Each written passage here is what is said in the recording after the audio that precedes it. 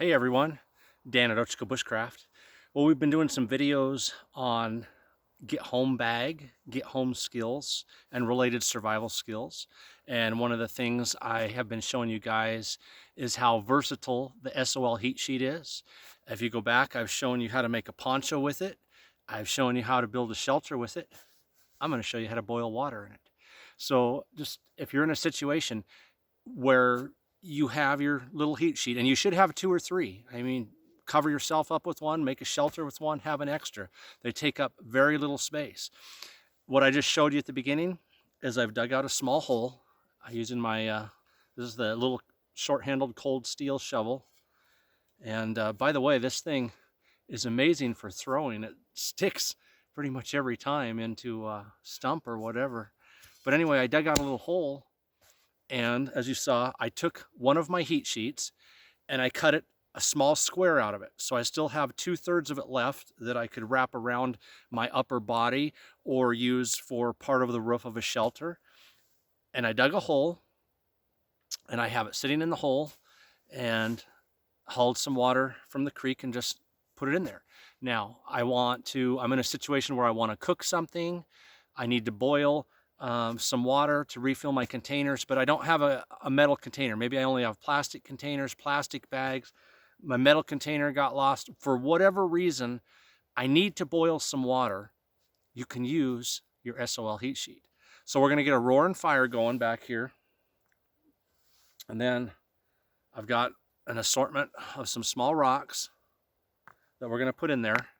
And the trick is, you want to line it. When you put the hot rocks in, even though the water will cool them, they are still so hot when they hit the bottom of that heat sheet that there is a possibility of it, putting some small holes in it from all the heat. So depending on where you are, you can use fir boughs, pine needles, grass, leaves, worst case scenario, maybe some small gravel in the bottom. And then when you put your hot rocks out of the fire in, there'll be something to protect the bottom of the heat sheet. And then your water will just boil up in there. And I have enough water there to scoop out and fill a whole canteen. And, again, assuming maybe I only have a plastic canteen for whatever reason, plastic bag. But the other cool thing is, for where I'm at, is fir needles have every bit as much vitamin C, if not more. One article I read said more than pine needle.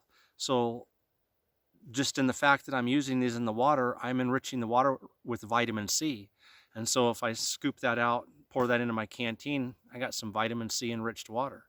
So I've got fresh fir needles, I've got rocks. Let's go get a fire started, because we're gonna get that thing roaring, and then put some rocks in there and pause you guys while they heat up. And then we'll see if we can't boil water in this SOL heat sheet.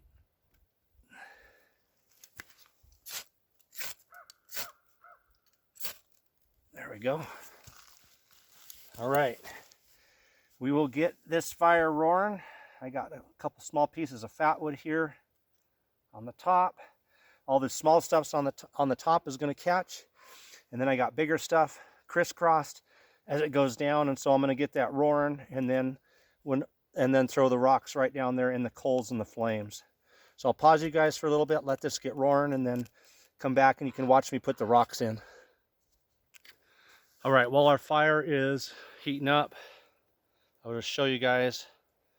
I took advantage of the fact that I'm in a spot that has lots of fir, pine needles, leafy trees, anything out here that would protect the bottom of that SOL heat sheet from the heat of the rocks will work. But just using my kukri, I just cut off the tips of a few different branches, like so. And so that's not going to hurt the tree at all. Those will grow right back. But I've just got a small handful of these, and again, my hot rocks are going to rest on top of those, and hopefully that will keep any holes from getting in the bottom of my water container, my makeshift water container.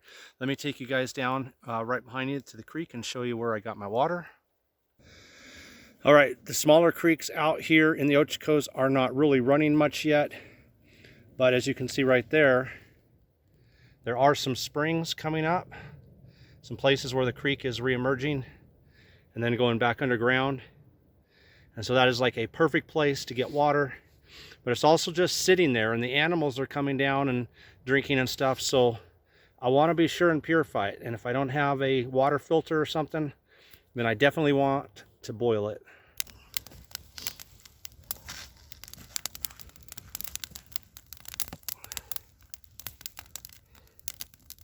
Well, our fire is off to a fantastic start.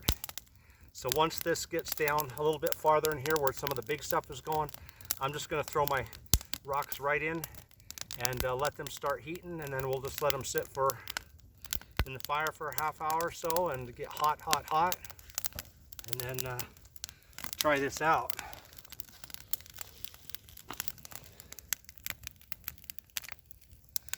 All right, guys, I got a nice hole there in the middle, so I'm gonna go ahead and start putting some rocks in, and they'll just drop down into that fire as it burns its way down.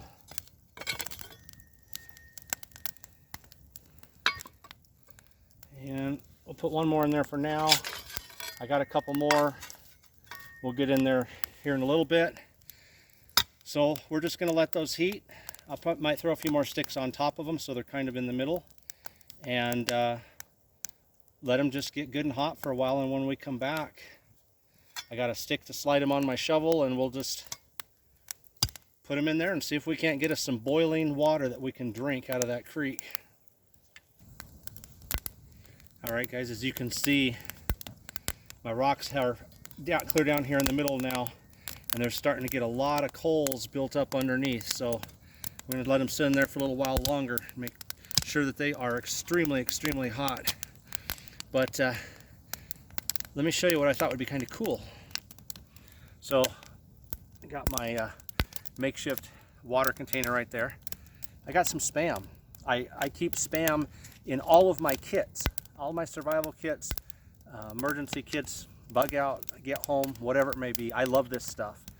And the thing is right now it is so cold out here that I'm pretty much eating ice cold Spam. It might even be a little hard from being so cold. So I'm going to drop this down into our boiling water when we get it, and basically boil it right inside the pouch. Maybe I'll vent the pouch just a hair, but string this so I can pull it back out without sticking my hand in the boiling water.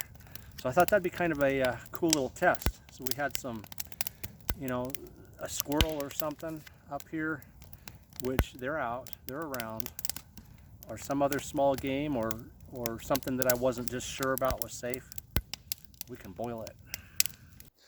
While our rocks are heating up, I thought it'd be fun to come over here. Somebody was cutting firewood, and try out this little cold steel shovel. That thing is, well, I'll tell you, as deep as that went into the wood, if you were able to hit a rabbit or something like that, we would definitely have some rabbit meat to boil in that water. Let's try that and see if we can make it stick again.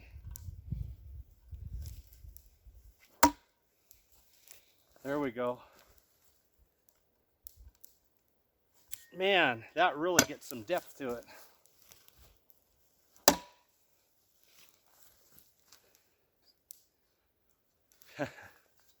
That's a pretty cool little tool. I really like this. I'll put that in the description because I cannot remember the specific model, but it's because they have a couple different handle lengths, but it's the shorter handle of the cold steel shovel. And this thing is sharp, as you can see, and it's done great. It's dug my hole, getting my stones in and out of the fire with it. And don't know if I could hit a rabbit or something, but you know, be a chance. And anything that could put odds in your favor, you definitely want out here. All right, guys, I'm thinking we've probably been long enough. I'm gonna go see about if we can't get some rocks and throw them in that water. All right, guys, bear with me. I'm gonna go over to the fire. I'm gonna use this fork stick to put a rock on my shovel, come back and put it right here. I've got all those fir boughs laid in the bottom. They'll actually press down into the water and up onto the sides. So let's see if we can't get some water boiling. All right.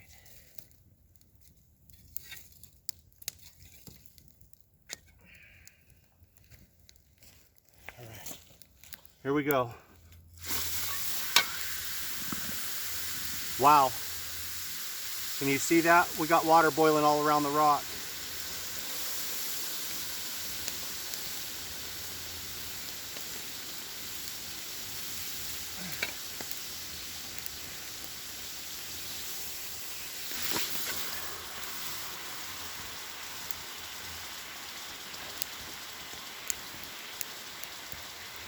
You guys can see that.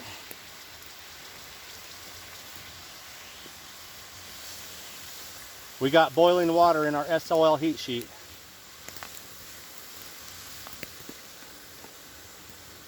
I'm going to put one more in there, and then it should be good.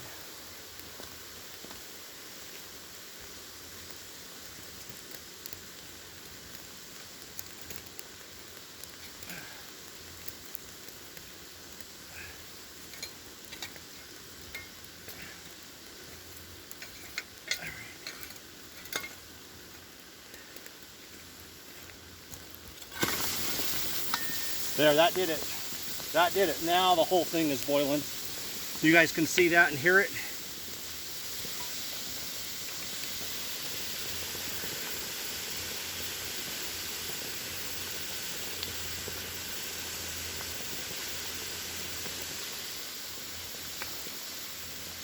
And since we got that boiling,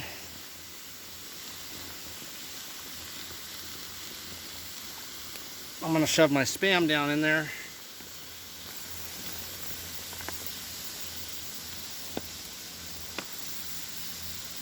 There we go.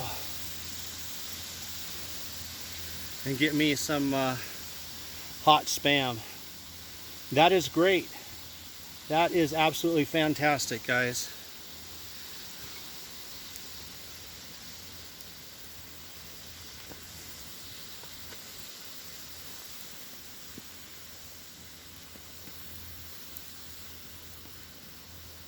All right, I'm just going to let that sit there and boil for a couple minutes, and then we'll come back and we'll have some Spam, and I'll scoop some of this water out and let it cool, and we'll drink it. And I'll put a few more of these little fir needles in the cup that I'm going to drink out of.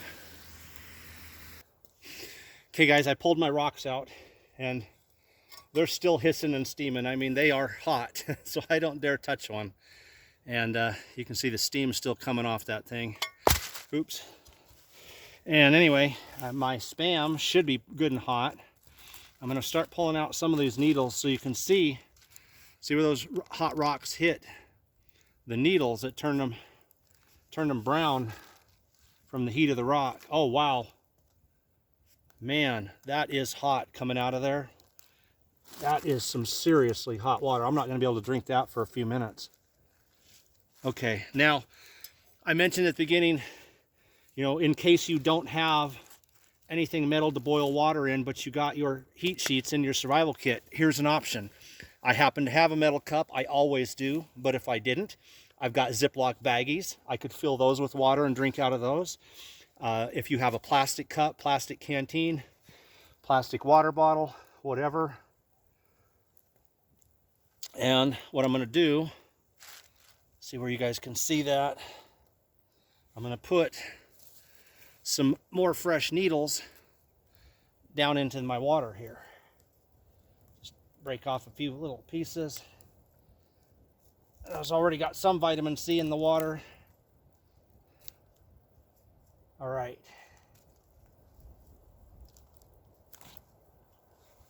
Wow, look at that. My cup is steaming. That's still too hot to even drink. So I've got some fir needles down in there. I'm kind of stirring them around in. This is going to have to sit for a couple minutes. Even out here in the cold, that water is boiling temperature. It's going to take a couple minutes to cool down before I can drink it. All right, guys. So point being, on the food part of it, had we had some meat that was not safe to eat. It needed to be cooked. Or even an egg. We could have boiled an egg in there. That boiled for long enough to where we would have at least had a soft boiled egg. So if you find a quail egg or something out here, you have some meat or something that needs to be cooked or just warmed up so you don't have to eat it ice cold. Tea. We could have made anything right in there itself. While that water was boiling, we could have cooked anything that we wanted in there. As it is, I have fir needle tea, which is still steaming. I'm not sure if I can drink that yet. But this,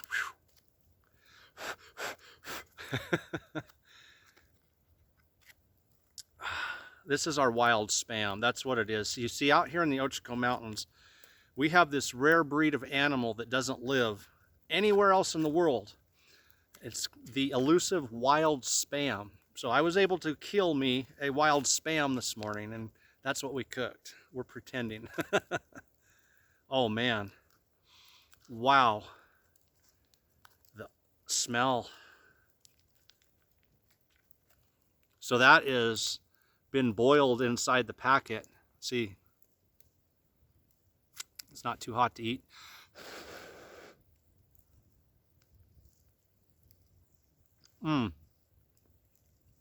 Now that is great. It's cold out here. It's been raining. It's been snowing up high.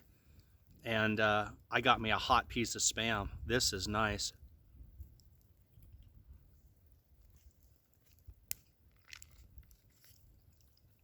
I mean, that is really hot. It's just perfect and warming. So look at the steam coming out of there.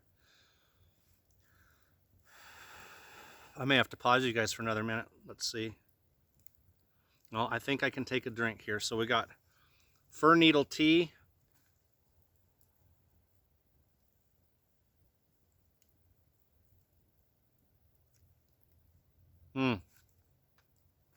Not bad at all. It actually tastes a lot better than pine needle tea.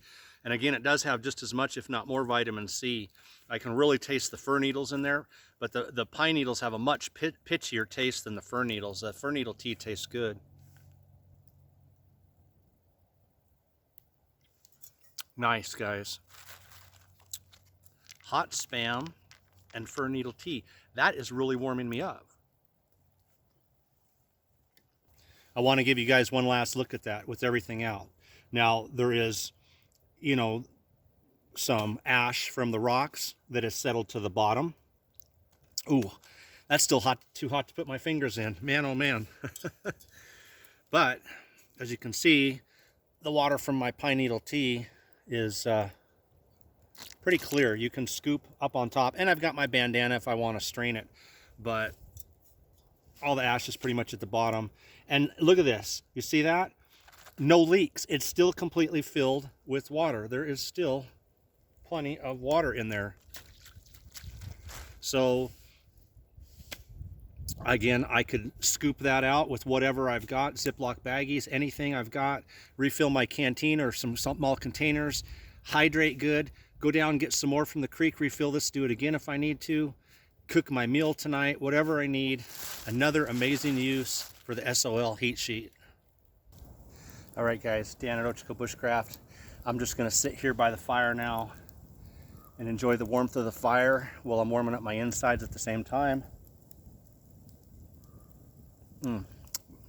If you have never tried fir needle tea, I highly recommend it. Again, it has, just compared to pine needle tea, which has a real, you know, pitchy taste, it has a much milder taste, but you're getting every bit as much vitamin C. Hope you guys like this tip, and just another skill to add to your toolbox and another great use for the SOL heat sheet. Take care, everyone. Enjoy yourself out this winter and stay safe.